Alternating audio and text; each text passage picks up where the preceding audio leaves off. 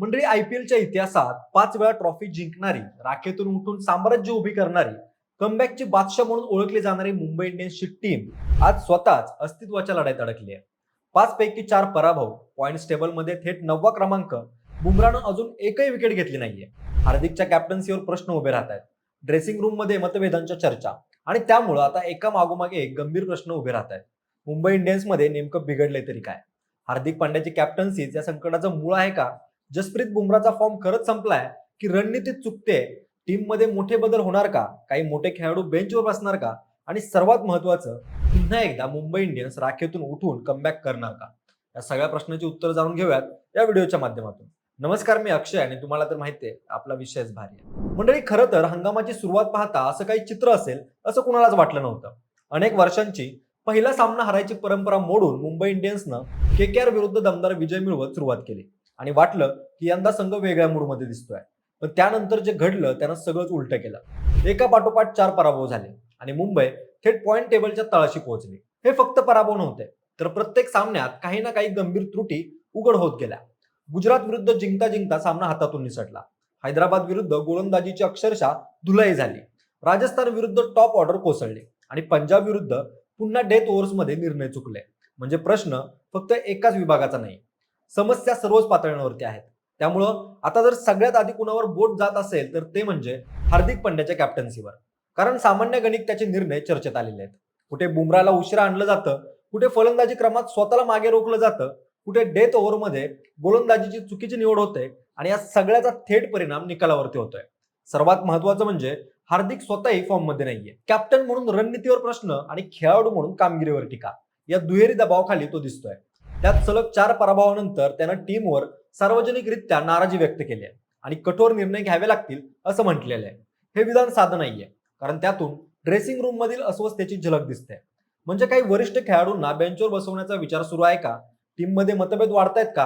हे प्रश्न त्यामुळे अधिक गंभीर झालेले आहेत. आणि दुसरीकडे बुमराची अवस्था तर मुंबईसाठी धोक्याची घंटा ठरते. 5 सामन्यांमध्ये एकही विकेट नाही. हे नाव बुमराचं आहे का यावर विश्वास बसत नाही. ज्याच्यावर संपूर्ण बॉलिंग अटॅक उभा असतो तोच जर प्रभावी राहत नसेल तर मुंबईची गोलंदाजी उद्ध्वस्त होणं स्वाभाविक आहे. पण प्रश्न फक्त फॉर्मचा आहे का, की त्याचा वापरच चुकीचा होतोय? कारण वेग कमी झालाय, स्लोअर बॉल्सचं प्रमाण वाढतंय, स्विंग कमी दिसतोय आणि त्यात योग्य टप्प्यावर त्याचा वापरही होत नाहीये. त्यामुळं समस्या बुमरामध्ये आहे की त्याच्या रणनीतीमध्ये? हा प्रश्न आता गंभीर बनलाय. फलंदाजीमध्येही चित्र फार वेगळं नाहीये. मुंबईचा पॅटर्न स्पष्ट दिसतोय.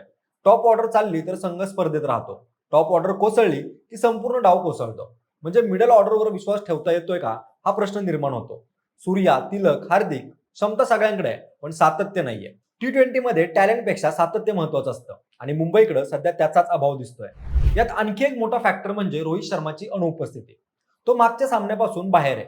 परत कधी येणार हे स्पष्ट नाहीये आणि त्याच वेळी संघ पराभवाच्या मालिकेत अडकलेला आहे. त्यामुळं आता चर्चा सुरू झाली आहे की रोहित परत आला तर समीकरण बदलेल का? कारण इतिहास सांगतो मुंबईने अशा परिस्थितीमध्ये याआधी कमबॅक केलेला आहे. 0-5 ने सुरुवात करून प्लेऑफ गाठले, खराब सुरुवात करून ट्रॉफी जिंकले. पण त्यावेळी कॅप्टन रोहित होता, ड्रेसिंग रूम स्थिर होती, बुमरा पीकवर होता आणि संघात रोल स्पष्ट होते. आज तेच दिसत नाहीये. त्यामुळे यावेळी कमबॅकचं समीकरण अधिक कठीण वाटतंय. पण तरीही मुंबई संपली असं म्हणणं घाईचं ठरेल. कारण अजून स्पर्धा बाकी आहे, सामने बाकी आहेत आणि मोमेंटम बदलायला एका विजयाची गरज असते. एक चांगला विजय ड्रेसिंग रूमचं वातावरण बदलू शकतो. बुमराला रिदम मिळू शकतो, सूर्या मोठी इनिंग खेळू शकतो, रोहित परतू शकतो आणि सर्वात महत्त्वाचं म्हणजे मुंबई हा असा संघ आहे ज्याला संकटातून बाहेर पडायची सवय आहे. पण यासाठी आता काही कठोर निर्णय घ्यावे लागतील. कॅप्टन्सीमध्ये स्पष्टता, बुमराच्या वापरात बदल, बॅटिंग ऑर्डर स्थिर करणं आणि सगळ्यात महत्त्वाचं म्हणजे ड्रेसिंग रूम मध्ये युनिटी टिकवणं. हे झालं तरच कमबॅक शक्य आहे. कारण मुंबई इंडियन्सची ताकद फक्त स्टार खेळाडूंमध्ये नव्हती तर कलेक्टिव्ह बिलीफ मध्ये होती. आज ती बिलीफ डगमगलेली आहे पण संपलेली नाहीये. दरम्यान चित्र पूर्णपणे निराशाजनक आहे असंही नाहीये. कारण संकट कितीही मोठी असली तरी मुंबई इंडियन्सकडे अजूनही असे काही प्लस पॉइंट आहेत जे टीमला पुन्हा कमबॅक करून देऊ शकतात. आणि कदाचित हाच तो भाग आहे जो मुंबईच्या चाहत्यांना अजूनही आशा देतोय. सगळ्यात पहिली आणि मोठी जमेची बाजू म्हणजे रोहित शर्मा आणि रॅन रिकल्टनची सलामी जोडी. कारण या दोघांनी पॉवर प्ले मध्ये ज्या पद्धतीने आक्रमक सुरुवात दिली आहे त्यामुळे मुंबई अजूनही प्रत्येक सामन्यात लढताना दिसते. पहिल्या 6 षटकात वेगानं धावा काढण्याची क्षमता आजही मुंबईकडे आहे आणि T20 मध्ये सुरुवात चांगली मिळणं म्हणजे अर्धी लढाई जिंकण्यासारखं असतं. रोहितचा निडर अप्रोच आणि रॅन रिकल्टनची आक्रमकता ही अजूनही मुंबईची मोठी ताकद आहे. त्यासोबतच क्विंटन डिकॉक देखील चांगल्या फॉर्ममध्ये आहे. दुसरा मोठा पॉझिटिव्ह पॉईंट म्हणजे सूर्यकुमार यादवचं पुनरागमन.